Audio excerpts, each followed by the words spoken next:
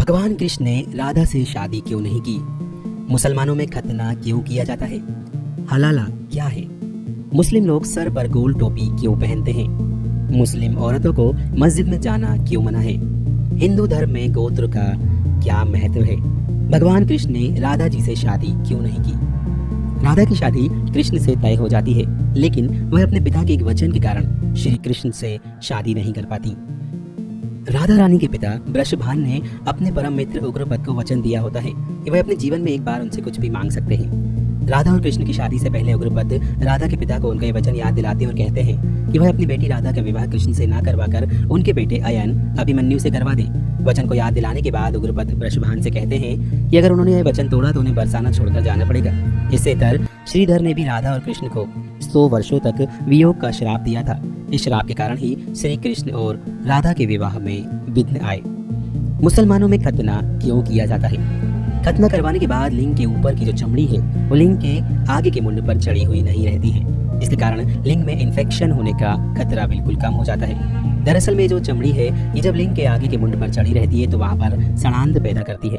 1-2 दिन में वहाँ पर सफेद पनीर जैसा बदबूदार पदार्थ जमा हो जाता है जो लिंग पर इन्फेक्शन पैदा कर देता है। जब खतना हो जाता है तो ये चमड़ी नीचे गिर जाती है, जिसके कारण वो बदबू पैदा होना और पनीर जैसा पदार्थ जमने की संभावना खत्म हो जाती है।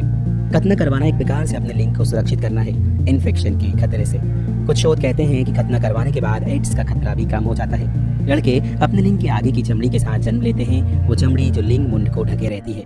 जब किसी लड़के या पुरुष का खतना किया जाता है तो उनके लिंग के आगे की चमड़ी निकाल दी जाती है और लिंग मुंड दिखने लगता है। हलाला क्या है? हलाला यानी निकाह हलाला एक ऐसी प्रथा है जिसमें अगर मुस्लिम पति अपनी पत्नी को तलाक देता है तो उसे अपनी पत्नी से दोबारा शादी करने के लिए, या अगर पत्नी अपनी पति से दोबारा शादी करना चाहती है तो औरत को हलाला करना होगा। शरिया के मुताबिक अगर किसी व्यक्ति ने अपनी बीवी को 3 बार तलाक दे दिया और वो दोनों अलग हो गए, बाद में अगर पति अपने फैसले पर पछतावा होता है तो वो अपनी बीवी से दोबारा शादी करना चाहता है तो वो बिना हलाला के शादी नहीं कर सकता। हलाला के लिए पत्नी को पहले किसी दूसरे मर्द से शादी करनी होगी और न सिर्फ शादी करनी होगी बल्कि दूसरे व्यक्ति के साथ शारीरिक संबंध भी बनाना होंगे। उसके बाद जब दूसरा व्यक्ति औरत को तलाक दे देगा उसके बाद ही वह अपने पहले पति से निकाह कर सकती है। हलाला के बाद ही उसके पहले पति से उसका दोबारा निकाह मुकम्मल माना जाएगा। हलाला होने की पूरी प्रक्रिया हुल्ला कहलाती है। मुस्लिम लोग सर पर गोल टोपी क्यों पहनते हैं? टोपी पहनना जरूरी नहीं है और ना ही कुरान में इसका जिक्र है, लेकिन मुसलमानों की संस्कृति और पहचान है। बिना टोपी पहने भी एक इंसान अच्छा मुसलमान बन सकता है। एक वजह यह भी है कि मस्जिद या दरगाह में अदब के साथ दाखिल होने में सर ढका हुआ होना उस जगह का आदर माना जाता है। हिंदू धर्म में गोत्र का क्या महत्व है? गोत्र का संबंध ऋषि कुल से है। प्राचीन समय में शिक्षा के केंद्र गुरुकुल हुआ करते थे। प्रत्येक बालक गुरुकुल में लंबे समय तक रहकर शिक्षण लिया करता था और जिस ऋषि से शिक्षा ली वह उसी गोत्र का माना जाता था और उस गुरुकुल में शिक्षा लेने से वे आपस में गुरु भाई माने जाते थे। उनके बच्चों में आपसी विवाह संबंध वर्जित होते थे। स्वयं की संतान न होने पर स्वगोत्री मरने पर मुखाग्नि देने की परंपरा आज भी है। यदि किसी का गोत्र ज्ञात न हो तो उसे कश्यप गोत्र का मान लिया जाता है, क्योंकि कश्यप की 2 पत्नियां दिति और अदिति से देव और असुर दोनों पैदा हुए। देव और असुरों से ही मानव भी पैदा हुए। मुस्लिम औरतों का मस्जिद में जाना क्यों मना है?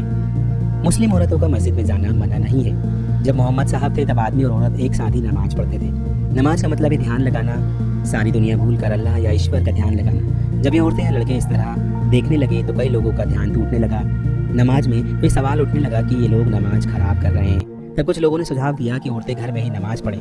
कुछ लोगों ने कहा मस्जिद में ही पढ़ें, पर आदमियों के साथ नहीं पढ़ें, अलग पढ़ें। तो औरतों का मना नहीं है मस्जिद में जाना। कई मस्जिद है जहाँ औरतें जाती हैं, जैसे जामा मस्जिद दिल्ली और कई देशों में भी मस्जिद में नमाज पढ़ती हैं। औरतें कुछ गांव या कस्बों में पुराने या फिर रूढ़िवादी लोग मना कर देते हैं, इसलिए नहीं जाती हैं, लेकिन असल में उनको भी नहीं पता कुरान या इस्लाम में मना है या नहीं। सब सुनी सुनाई बातों पर चल के खुद को दिखते हैं और पढ़ते नहीं।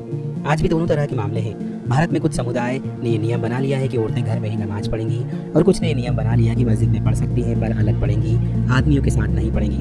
दोनों ही प्रकार हैं भारत में। आज भी मना नहीं है, जाना है, पर वक्त के साथ ये नियम बन गया है।